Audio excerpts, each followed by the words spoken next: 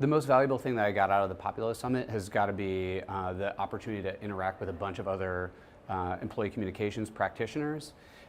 First of all, great bunch of people, but then of course you get a bunch of ideas, and it's just very energizing to share your own ideas and the stuff that you're doing in your own shop and see how other people will help you build on those ideas, improve them, challenge your conceptions about what you think is going well versus what's happening at other companies. It's always about these kind of conferences. The core content is always important, but it's always about the people that you interact with there.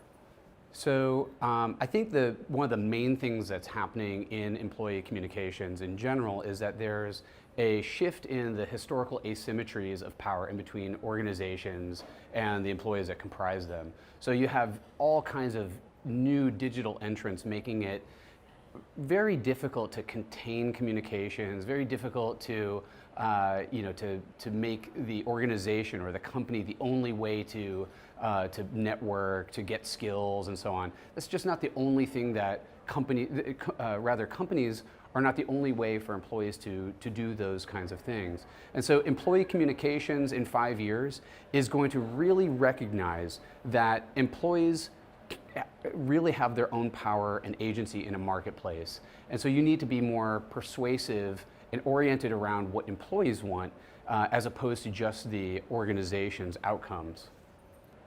One of the most important things that an employee communications practitioner can do is to be able to target the kind of content they're trying to get out there. If you're not able to do that, you're kind of like, trying to get upstream without an oar, if you know what I'm saying.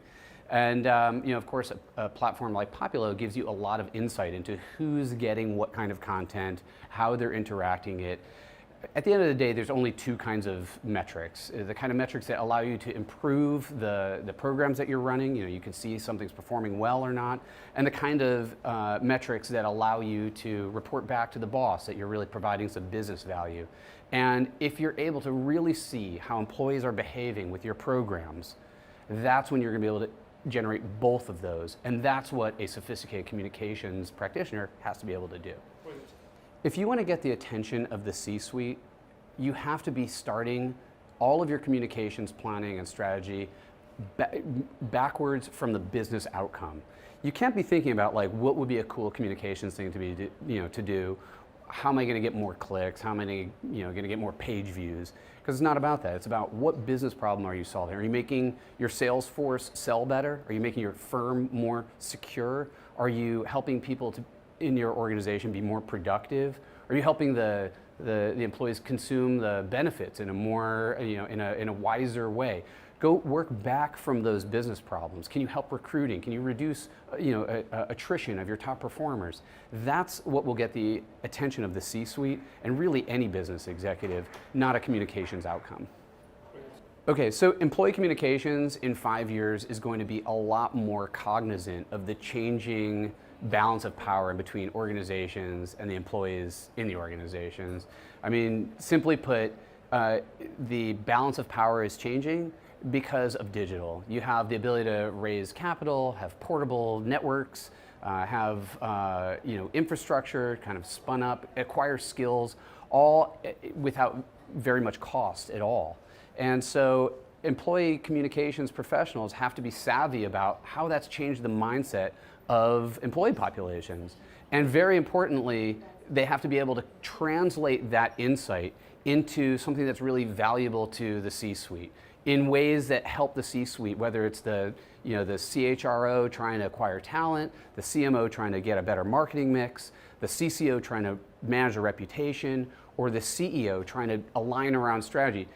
You're going to have to be cognizant of those changes due to digital and advise the C-suite in fundamentally different ways than thinking about employee populations as a passive audience for content. It just isn't the case. I think that if there will be something like a chief employee communications officer in 2015, that person is going to really have a very, very strong grasp of analytics, will really understand how interactions can be observed and even automated. You know, we're seeing the emergence of things like, you know, chatbots, and to a much wider degree, you have things like being able to program a bunch of emails or interactions based on digital interactions based on what behaviors you actually see somebody doing. Click or don't click, you get this response, you get that response. And so I think, you know, it's going to be much less about the sort of art of crafting a message and much more about the science of observing human behavior. By the way, just as creative a field.